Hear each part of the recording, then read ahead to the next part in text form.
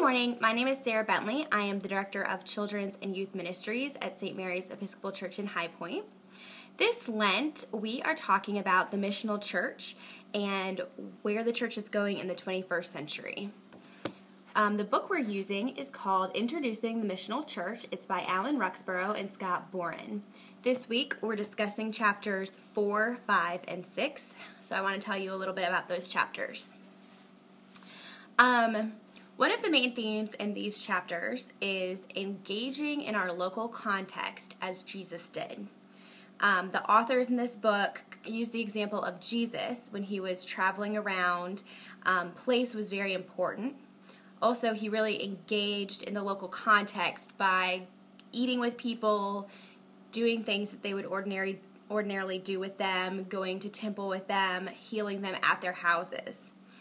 And Boren and Roxburgh talk about how in our culture we've kind of lost the idea of neighborhood, almost lost the idea of place. Because of the internet and the media and TV, we have this idea that we can connect with people all over the world at any time, which in a way is true, but we've also lost a sense of the importance of place, and place really is important. So they talk about how maybe we can really engage in our own context, in our own neighborhood, in our own local community. And especially by just talking to people, doing things that you normally do, but listening to people better, engaging in their stories, and figuring out what the needs in our own community really may be. A second theme from these few chapters really focuses on the kind of questions that we're asking going forward into the 21st century.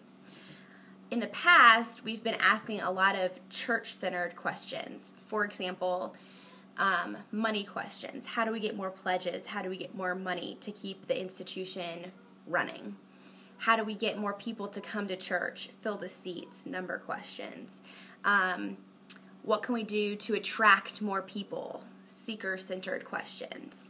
And these questions are fine, but there are a whole other set of questions that we could be asking that are God-centered, because it is not the church that has a mission for God, it is God that has a mission for this church. And so we could be asking questions about what is God doing in our neighborhood? What is God doing in our place of business, our work, our schools, and how can we be a part of that? How is God calling us to be a part of God's work in our own context?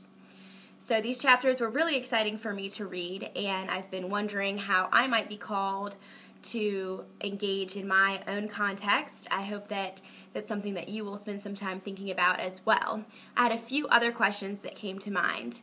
The first is how St. Mary's could be equipping people to go out into their neighborhoods in their context and reach out, listen to the stories that are there, and engage with their neighbors.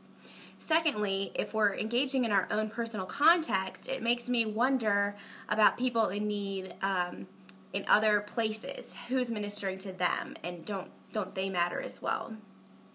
Thirdly, I wonder about the patterns that we have established as a church that might be a roadblock if we are moving towards engaging in our neighborhood and in our context. What patterns that we have, defaults, might be a roadblock.